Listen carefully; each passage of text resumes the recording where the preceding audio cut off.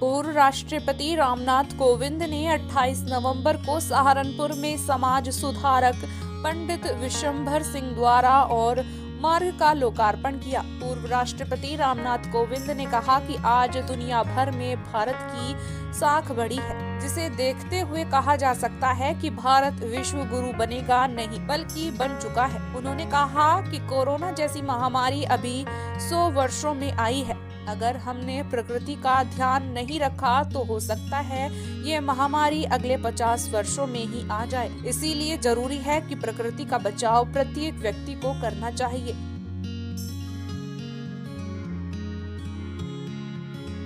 दरअसल वे यहाँ दिल्ली रोड स्थित प्रकृति कुंज में आयोजित कार्यक्रम को संबोधित कर रहे थे। पूर्व राष्ट्रपति ने कहा कि उन्होंने 33 देशों की यात्रा की। 2 या 4 देशों को छोड़कर शेष देशों के राष्ट्रपति उन्हें रिसीव करने आते थे। इंडोनेशिया में हुए G20 सम्मेलन में अमेरिका, ऑस्ट्रेलिया, इंडोनेशिया आदि देशों ने हिस्सा लिया।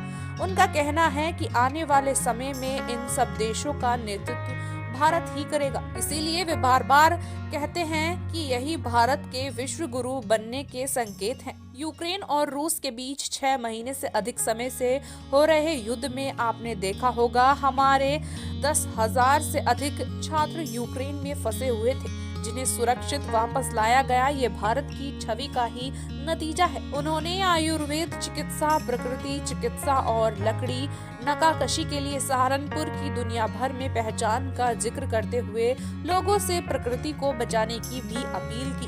उन्होंने कहा, जब तक प्रकृति सुरक्षित है तब तक ही जीवन सुरक्षित है। जो व्यक्ति प्रकृति से जुड़ा रहता है वो अन्य व्यक्तियों के मुकाबले कम बीमार पड़ता है। पूर्व राष्ट्रपति रामनाथ कोविंद ने कहा कि मात्र 21 वर्ष की उम्र में एक अंतर्राष्ट्रीय योग संस्थान बनाने का सपना पूरा कर देना उनकी दूरदर्शी सोच और संकल्प शक्ति का परिणाम है। उनका 1990 में ही अंतर्राष्ट्रीय योग महोत्सव की शुरुआत करके योग को वैश्विक पहचान देने का ही नतीजा रहा कि वे ऐसे पहले योगी बन गए जिन्हें मात्र 39 साल की उम्र में योग के क्षेत्र में पहला पद्मश्री सम्मान दिया गया। उन्होंने राष्ट्रीयता और अध्यात्म संस्कारों को सराहने के साथ अपनाने पर जोर देते हुए राष्ट्रगान में सिर्फ शांत खड़े होने के बजाय उसे संवेद रूप से गाने पर बल दिया। ऐसे महापुरुष, महानुभाव और वर्तमान में भी ये सभी लोग राष्ट्र निर्माता की श्रेणी में आते हैं। इनके कंट्रीब्यूशन को देश कभी भुला नहीं सकता। राष्ट्र का निर्माण ऐसे ही राष्ट्र निर्माताओं के माध्यम से हुआ है और आगे भी होता रहेगा।